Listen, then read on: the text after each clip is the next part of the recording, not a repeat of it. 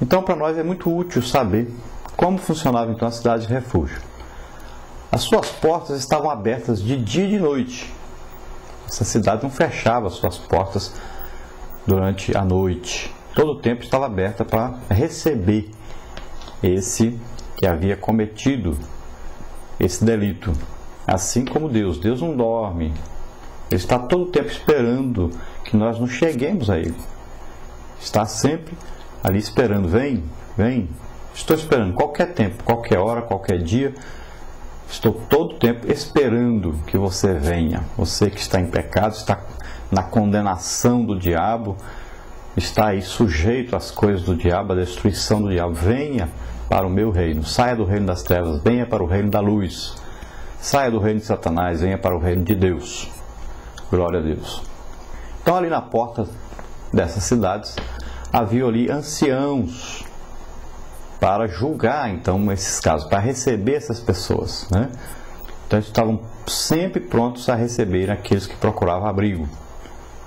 Nós temos hoje também cidades de refúgio que nós podemos chamar as congregações, as igrejas, que estão ali prontas a receber o pecador todo o tempo. E existe ali os anciãos, que são os líderes, né? Que estão ali prontos a receber você, a lhe dar um conselho, né? A levá-lo ao arrependimento sincero de pecados, para que você tenha um encontro com Deus. Estão ali para orar por você. Vamos ver que havia também naquele tempo, então, para essas cidades, as estradas eram largas, né? Eram bem cuidadas e com indicações que levavam então essa pessoa à cidade de refúgio. Veja bem que hoje também, se nós considerarmos então as congregações como cidades de refúgio, nós vamos ver que sempre tem uma placa indicando, tem as pessoas que indicam, é ali, a igreja é ali, vai para lá, visite, estão convidando sempre, né? E está sempre aí lugar de destaque a igreja. São prédios que se destacam no meio dos outros prédios. Basta você procurar. Estará bem pertinho da sua casa aí. Uma cidade de refúgio, ou seja, um local onde você se refugia, onde você procura por Deus, encontra a paz de Deus, encontra a palavra de Deus, encontra aí Jesus Cristo, seu Salvador, o nosso querido Salvador que deu a vida por nós. Glória a Deus. Então, aquele que havia cometido um delito grave, ele procurava a cidade, entrava na cidade e ali ele ia ser julgado para ver se ele ia permanecer na cidade ou ia ser lançado fora da cidade e seria morto se fosse lançado fora. Então havia um julgamento.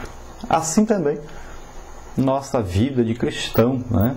Nós estávamos lá, mas só que a Bíblia diz que Jesus diz assim: de maneira nenhuma lançarei fora aquele que vem a mim. Então na cidade de refúgio lançava-se fora aquele que era culpado, né? Já na igreja é diferente. Todos aqueles que vêm são recebidos. A pessoa vem, pede perdão a Deus, se arrepende, se entrega a Deus. É evidente que Deus é quem vai julgar se ele realmente se arrependeu ou não. No dia do arrebatamento da igreja, nós vamos saber quem foi recebido realmente por Deus e quem não foi. Porque aquela pessoa que não se converteu realmente, ele será lançado fora.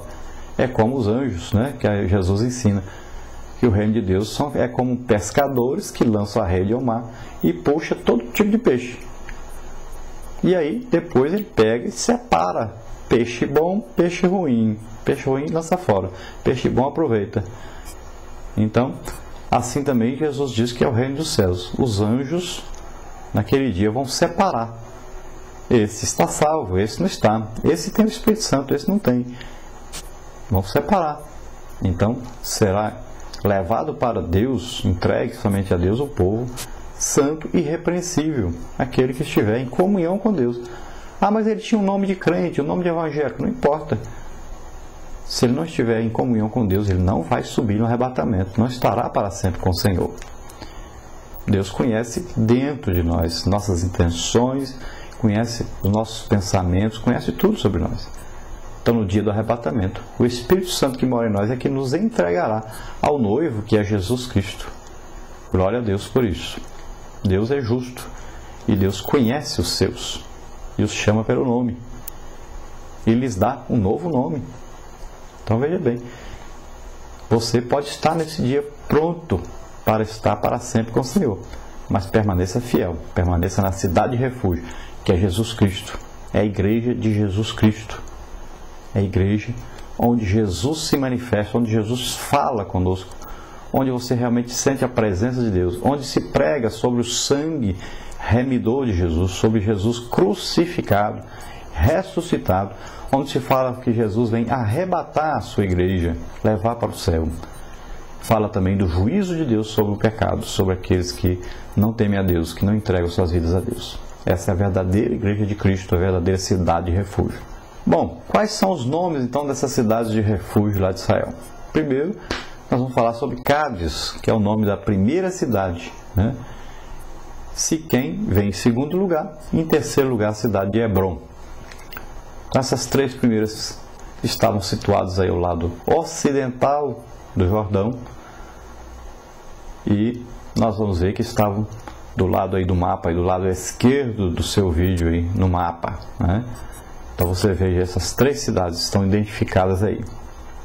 Depois nós vamos ver que a quarta cidade era Bezé, cujo significado lembra as minas de ouro.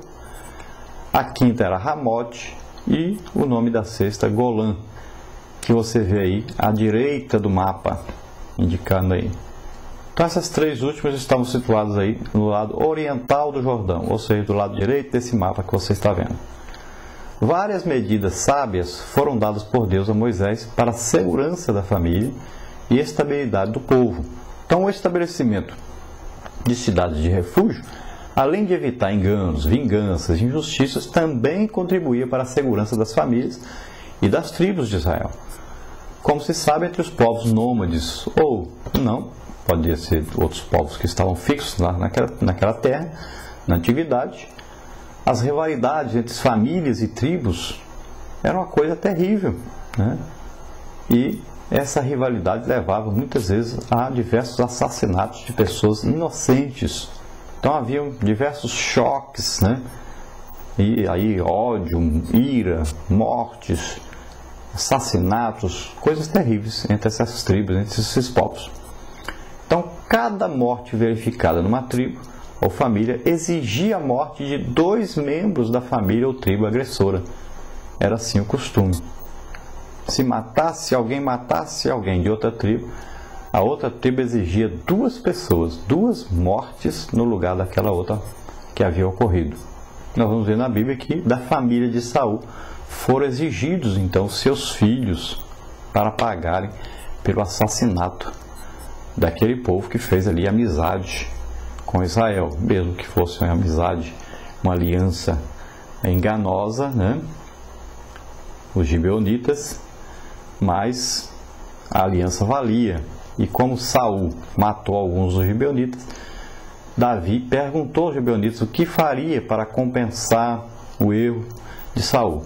E eles exigiram então que a família de Saul fosse morta. Então era um costume naquela região. E nós vamos ver que eles sempre era exigido uma pessoa mais importante daquela família, daquele agressor. Então tinha que ser ali o pai dele, né? Ou alguém muito importante dentro daquela tribo que eles exigiam. Queremos que pague com a morte, mas uma morte mais importante que a morte nossa, que nós sofremos. Era assim que era feito. Então veja bem que a cidade de refúgio, como havia ali um tribunal para julgar, ela abrandava essa ira, essa vingança, mesmo que houvesse depois a morte daquela pessoa que havia matado o outro, pelo menos morria uma pessoa só. Já tinha morrido um, aí morria mais um só. Evitava que se morresse mais e mais pessoas ainda, né? Porque às vezes vinha a pessoa de outra tribo, matava não só o assassino que havia matado um dos seus, mas acabava matando mais alguém de sua família. E aí aquela família ficava irada também, furiosa, e ia descontar isso, ia vingar isso, e acabava matando ali várias pessoas.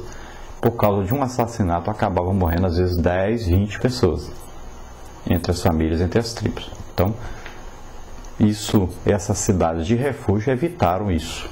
Isso acontece muito entre as tribos indígenas, né, do Brasil, e você pode ver que cada dia eles diminuem mais o número, né, cada dia estão menores essas tribos, vão até desaparecerem, porque vão se matando uns aos outros.